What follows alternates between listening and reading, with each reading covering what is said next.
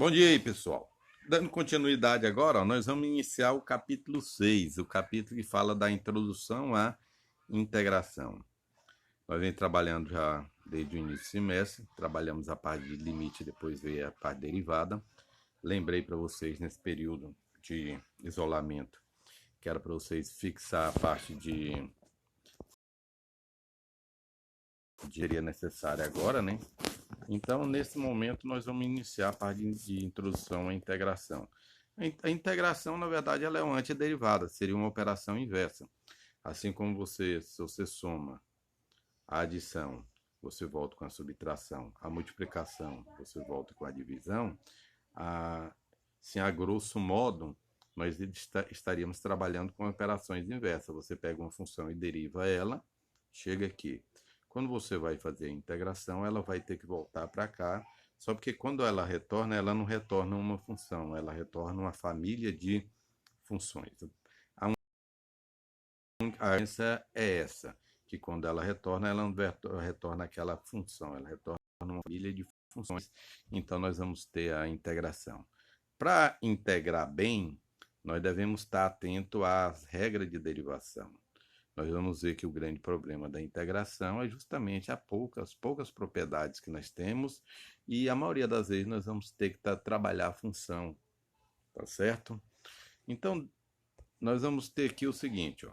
Antes de entrar no conceito de integral, nós temos dois tipos de integral. Nós temos as integrais indefinida e as integrais definida.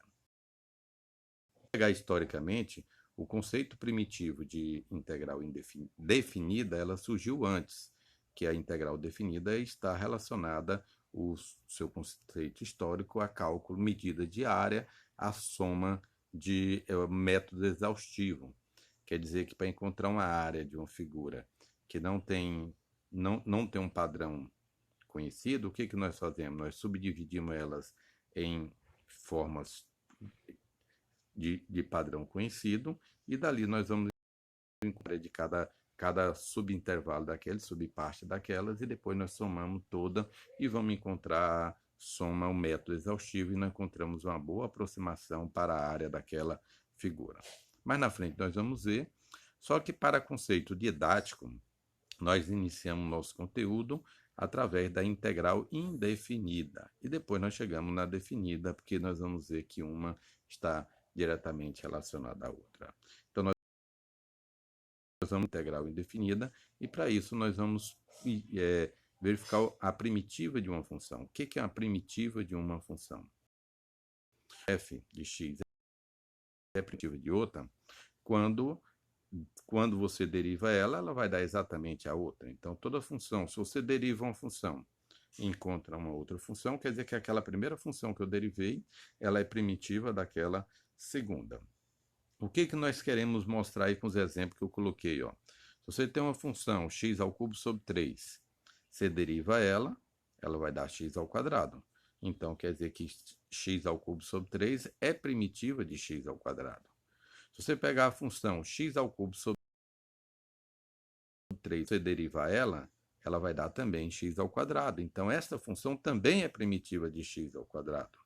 Se você pegar uma função x ao c, você vai notar também que a derivada dela vai ser x ao quadrado. Então, note que nós não vamos ter uma única função que é primitiva de uma outra. Nós vamos ter uma família de funções, a família das primitivas, tá certo? Então, nós vamos ter infinitas funções. Como esse c aí é um número real, então nós vamos ter infinitas funções, elas vão ter o mesmo padrão, porém elas vão estar deslocadas da seu esboço gráfico no plano. Nós temos algumas proposições relacionadas com as primitivas de uma função. Dentre elas, nós temos essa aí, ó. Seja uma função, seja f uma função primitiva de f. Então, se c é uma constante qualquer, a função g, que é igual a primitiva mais c, também é primitiva da primeira. Então, quer dizer, se você somar uma constante a uma primitiva, ela vai continuar sendo primitiva da função. Se a derivada de uma função se anula para todos os pontos de i, então é constante, a função primitiva dela ela é constante, tá certo? Então quer dizer que f ela é constante. Se f e g são funções primitivas de f, de uma, quer dizer que a diferença entre elas é sempre uma constante. Então, essas propriedades, elas são muito importantes para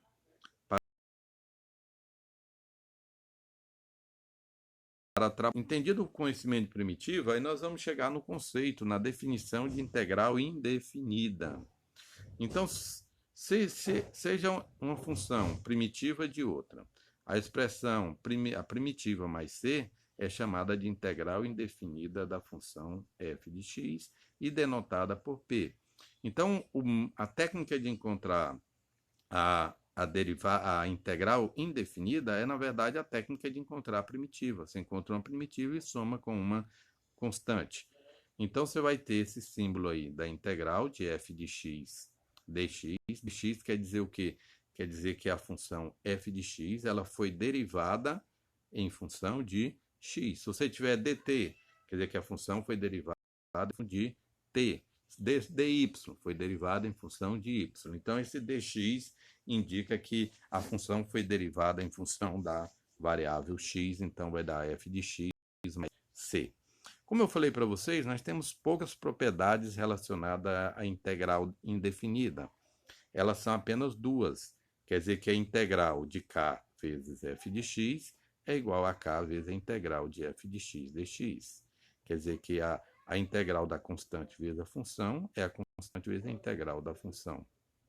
E a outra é a integral da soma de f mais g é igual à soma das integrais. Quer dizer que a integral de f de x mais g de x dx. Tá certo? Então, nós temos apenas essas duas integrais.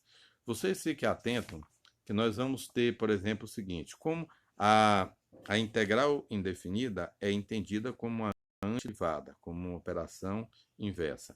Então, nós temos na página 243 a tabela das integrais imediatas, são aquelas que têm derivada imediata, você faz o inverso e você vai ter a integral, tá certo? Depois de estudar essas tabelas, é interessante vocês começarem a fazer os exercícios da página 600, da página 246, tá certo? Que é o exercício 6.2, tá certo? Nessa tabela da integral tem, por exemplo, a integral de du é u, porque a integral de derivada de x é 1. Então, a integral de dx é x mais c. Não esqueça desse c. A integral de du sobre u é ln de u mais c. A integral de u elevado a alfa, que é, vamos supor, no caso, a integral de x elevado a 2, vai ser x elevado a 3 sobre 3 mais c. Quer dizer que é uma operação inversa. A integral de a elevado a x dx é a elevado a x sobre ln de a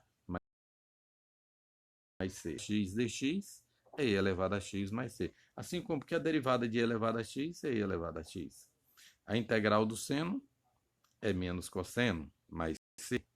A integral do cosseno é seno mais c, porque a derivada do seno ela é cosseno. A integral de secante ao quadrado é a tangente mais c.